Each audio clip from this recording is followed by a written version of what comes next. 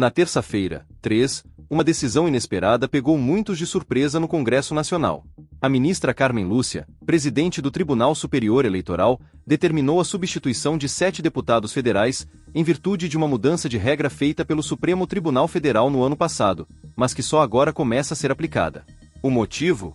Um julgamento ocorrido em fevereiro de 2024, quando o STF decidiu alterar o método de preenchimento das chamadas sobras eleitorais, ou seja, aquelas vagas não ocupadas após a apuração proporcional dos votos nas eleições.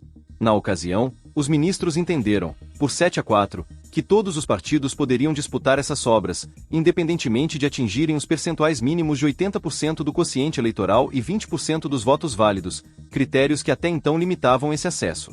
Só que essa mudança foi feita depois das eleições de 2022, e sem nenhuma atualização clara na legislação eleitoral. E mesmo assim, ela está sendo usada para tirar mandatos já conquistados democraticamente pelos eleitos.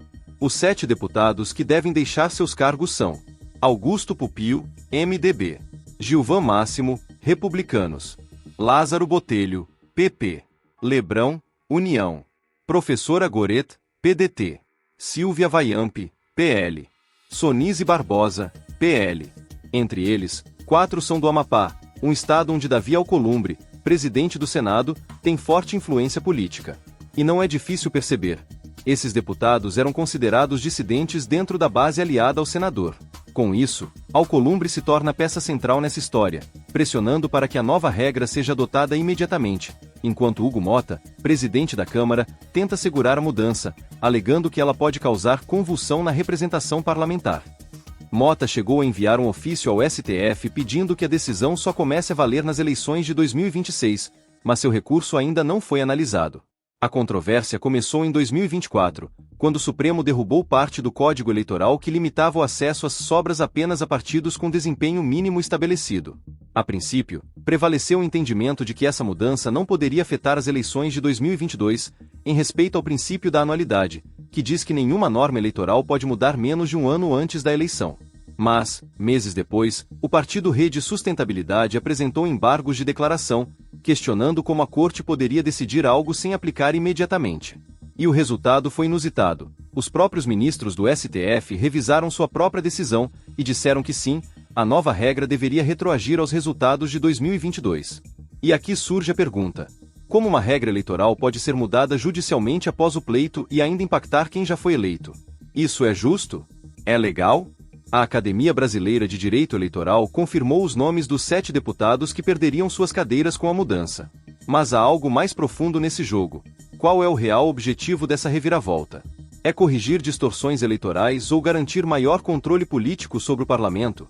Davi Alcolumbre, que lidera o movimento pela aplicação imediata da decisão, parece estar especialmente interessado em rearranjar a composição do Congresso, especialmente na bancada do Amapá, onde os substitutos desses deputados podem ser mais alinhados à sua agenda. Já Hugo Mota, presidente da Câmara, alerta: essa mudança pode gerar instabilidade e prejudicar a governabilidade. Ele tem razão. Porque não se muda o tabuleiro depois que o jogo terminou, e muito menos se retiram mandatos de pessoas que foram escolhidas democraticamente pelos eleitores. O caso levanta uma questão delicada. Até onde o STF pode interferir nos resultados eleitorais com base em interpretações jurídicas? Se a regra era outra durante a eleição, por que ela está sendo mudada agora, e com efeito retroativo?